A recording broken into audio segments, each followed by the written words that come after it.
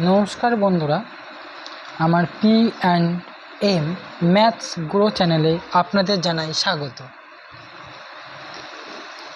দেখো, একটি বর্গমূল ও ঘনমূল চ্যাপ্টার গুরুত্বপূর্ণ অঙ্ক বলছে 2203 এর সাথে কোন ক্ষুদ্রতম সংখ্যা যোগ করলে যোগফল পূর্ণবর্গ সংখ্যা হবে।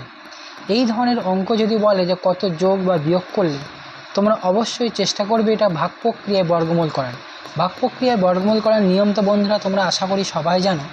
কি করবে, 2203 এটাকে পিছন দিক দিয়ে জোড় নেবে, নিয়ে এই 22-এর মধ্যে কতবার যাবে, 4 4 16, এটা বর্গমূলের নামটা। 2 2 3 3 4 4 5 5 এরকম হচ্ছে বর্গমূলের নামটা। তাহলে 4 4 16, বিয়োগ করলে 6 0 3, 4-এর ডবল 8। কতবার যাচ্ছে বন্ধুরা, এখানে এমন একটা সংখ্যা বসাতে হবে, সেই সংখ্যা এখানে বসিয়ে এটাকে গুণ করতে হবে। আমি যদি 6 বসাই, 6 6 36, 6 8 48, হচ্ছে না। 7 বসাই,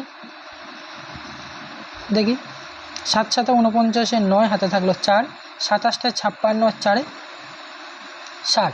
তাহলে বন্ধুরা আমার যদি এখানে 3-এর জায়গায় 9 হতো, তাহলে অঙ্কটি বর্গমূল হতো। অর্থাৎ আমার এর সাথে 6 যোগ করলে, অর্থাৎ 3-এর বদলে যদি 9 হতো, অর্থাৎ 3-এর সাথে যদি আরও 6 যোগ করতাম, তাহলে আমার কি হতো, এটা বর্গমূল করা যেত। তাহলে বন্ধুরা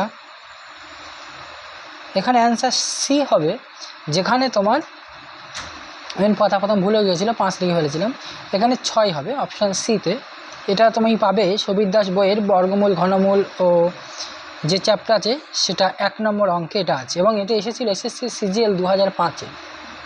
তাহলে বন্ধুরা আশা করি কীভাবে এই বর্গমূল করতে হবে, এরকম বিশেষত যদি এরকম বলা হয় যে কত যোগ করলে বা বিয়োগ করলে, সেটা তোমরা এই ভাগ প্রক্রিয়ায় করলে বুঝতে পারবে। এবার বিয়োগ করলে মানে এইটা থেকে ছোট দেখবে, করে বিয়োগ করে দেবে, যেটা হবে সেটা বিয়োগ করে দিলে অবশিষ্ট যেটা থাকবে।